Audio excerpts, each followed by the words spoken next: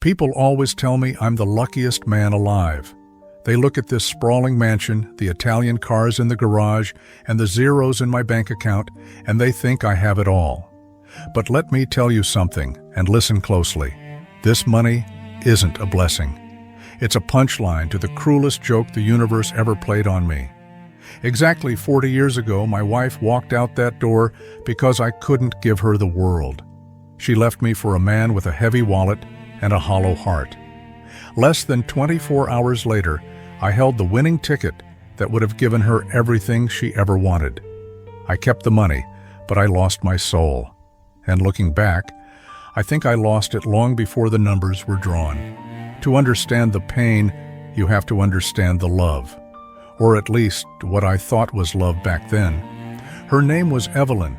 Even saying her name now, nearly half a century later, makes my old chest tighten up. She was the kind of woman who could walk into a gray room and make it burst into color.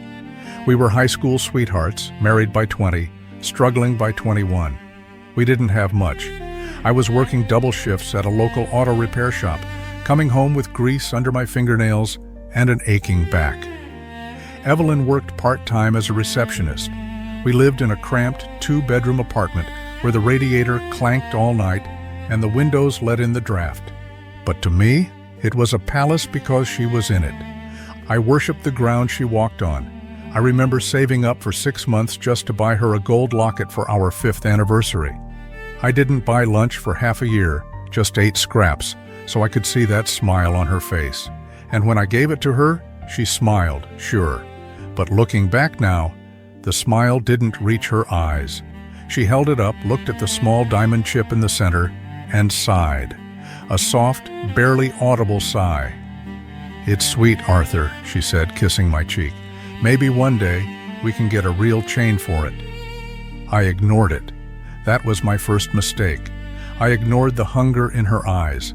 It wasn't a hunger for food or for me. It was a hunger for status. The change happened slowly, like rust eating away at a fender. It started when a new developer came to town. Let's call him Robert. He was everything I wasn't.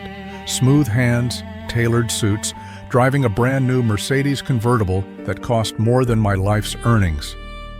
He came into the shop one day for a quick fix, but he ended up spending a lot of time around town, and coincidentally, around Evelyn's workplace. I was blind. I was so busy trying to work harder, trying to get that promotion to floor manager, that I didn't see the drift. Evelyn started coming home later. She started complaining about the smell of oil on my clothes. She stopped asking about my day and started talking about opportunities and ambition. She'd say things like, "Arthur, don't you want more? Don't you hate living like this?" "I have you," I'd tell her, like a naive fool. "That's all the more I need." She would just turn away, looking out the window at the streetlights, dreaming of a life I couldn't provide. I should have confronted her then. I should have asked her why our life wasn't enough. But I was terrified of the answer, so I kept my head down. I bought my weekly lottery ticket, a silly tradition we had, and I prayed that my hard work would eventually be enough to make her stay. I didn't know that she had already packed her heart away months ago. It was a Tuesday. I remember that because Tuesday was spaghetti night. It was the one cheap meal we could stretch for 3 days. I had come home early from the shop because I'd crushed my thumb under a transmission jack. My hand was wrapped in a greasy rag, throbbing in time with my heartbeat, and all I wanted was Evelyn's cool hands on my face and a hot meal. But when I walked in, the apartment didn't smell like garlic and tomatoes. It smelled like nothing. It was stale, cold, and there were suitcases in the hallway. My stomach dropped so hard, I thought I might throw up right there on the linoleum. I called out her name, my voice cracking. "Evelyn?" She was sitting at the kitchen table. She wasn't crying. That's the part that haunts me when I try to sleep at night. She was composed. Her hands were folded on the table, right next to that cheap wedding band I had bought her. She had taken it off. "Sit down, Arthur," she said. Her voice was flat, like she was reading a grocery list. "What's going on, Evie? Are we going somewhere?" I asked, playing dumb. I knew. Somewhere deep inside, I knew exactly what was happening, but the human mind has a wonderful way of protecting you from trauma until it's too late to duck. "I'm leaving," she said. "Robert is coming to pick me up in 10 minutes. "Robert?" The name hung in the air like toxic smoke. "Robert?" I laughed, a nervous, high-pitched sound. "The guy with the Mercedes? What are you talking about, Evie? You're leaving me for a customer?" "He's not just a customer, Arthur. He's a future. He's security." She finally looked at me, and her eyes were hard. "I can't do this anymore. I can't count pennies. I can't wait for the water heater to break again. I can't spend my life waiting for you to make it. Robert wants to take care of me. He wants to take me to Europe. He wants to buy me a house where the wind doesn't blow through the walls." I fell to my knees. I'm not proud of it, but I did. I crawled over to her, grabbing her hands with my good hand and my smashed, bloody one. "Evie, please. I'm working on the promotion. It's coming next month, I swear. We'll get there. Don't throw 10 years away for a car and a suit."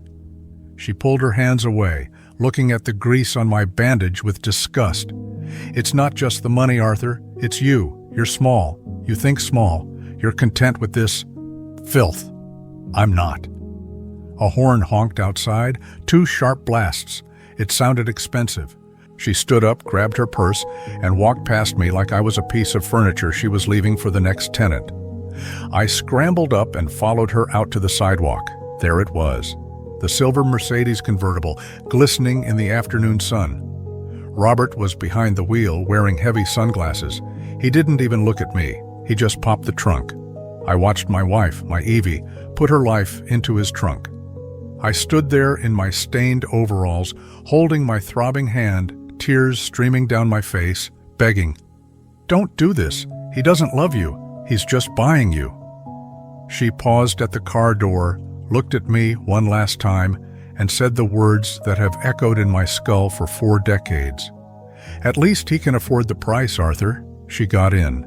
The engine purred, and they drove off. I stood in the middle of the street until the sun went down, watching the spot where the car had vanished. That night, I didn't sleep. I drank a bottle of cheap rye whiskey I had been saving for Christmas. I smashed a few plates. I yelled at God. I sat in the dark, empty apartment, feeling the silence press against my eardrums. I was 40 years old, broke, injured, and alone. I felt like a failure in every sense of the word. A man who couldn't keep his woman. A man of no value. The next morning, Wednesday, I woke up on the floor with a headache that felt like a drill press. The sun was shining, which felt insulting. I dragged myself up, intending to go to work and probably get fired for being hungover. As I reached for my keys on the counter, my hand brushed against a small slip of pink paper, the lottery ticket. I had bought it Monday evening, on my way home, just like I always did. Same numbers every week, our birthdays and our anniversary, 10, 12, 22, 05, 14. I almost threw it in the trash. What was the point?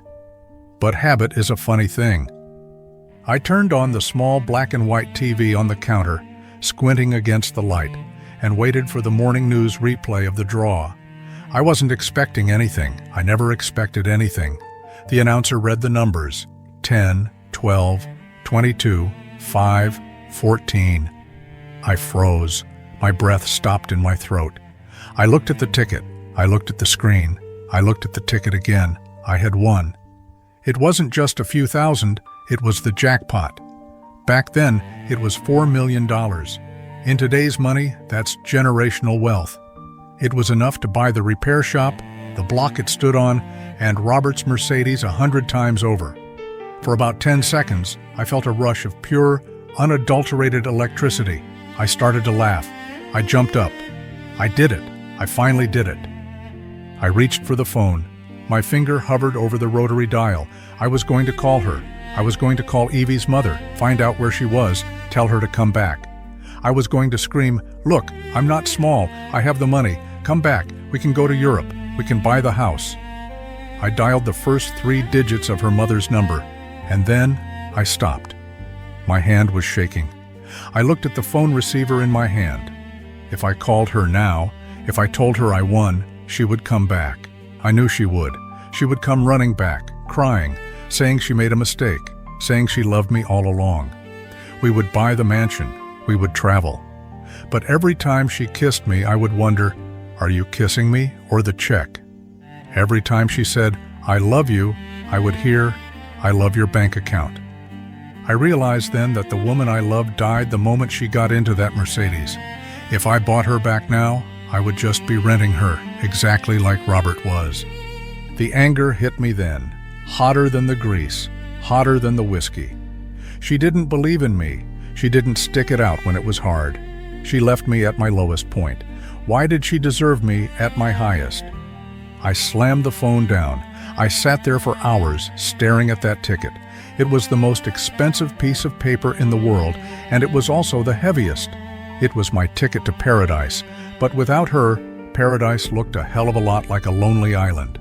I had a choice to make. I could go to her, beg her to come back with this ticket as a bribe, or I could cash it, disappear, and let her live with the choice she made yesterday. I looked at the empty closet where her clothes used to hang. I remembered the look in her eyes when she called me small. I grabbed my coat. I put the ticket in my pocket. I walked out of that apartment, and I never went back. I didn't call her. I didn't tell anyone. I quit my job over the phone. I claimed the money anonymously through a trust. I thought I was winning. I thought I was getting revenge. I told myself, I'll show her. I'll live like a king, and she'll rot with that fake rich guy. But oh, how wrong I was. Revenge keeps you warm at night, but it burns the house down eventually. So here we are, 40 years later.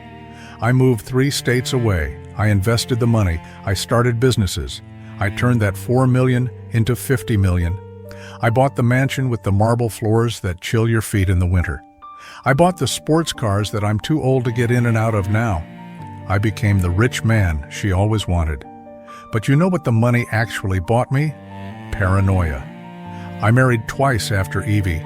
Both times I made them sign prenuptial agreements the size of a phone book. I never trusted them. Every time they smiled at me, I saw Evie's face looking at that diamond chip and sighing. I became cold. I became suspicious. I drove them away because I was terrified they were only there for the checkbook. I ended up exactly like the man she left me for. Rich, but completely hollow. And what about Evie? Pride is a terrible thing, folks. It keeps you warm for a while, but it burns you in the end. For years, I told myself I didn't care, but 5 years after I left, I hired a private investigator. I just had to know. It turned out Robert wasn't rich. He was drowning in debt. The Mercedes was leased. He lost everything 6 months after they ran off. He left Evie in a motel room with nothing but her clothes. She didn't come looking for me because she was ashamed. She spent the next 30 years working as a waitress in a diner, living in a small apartment, probably worse than the one we shared. I could have saved her. I could have walked into that diner, slammed $1 million on the table and said, I forgive you. We could have grown old together. We could have fixed the mistakes. But my ego wouldn't let me. I wanted her to suffer for leaving me. I wanted to win.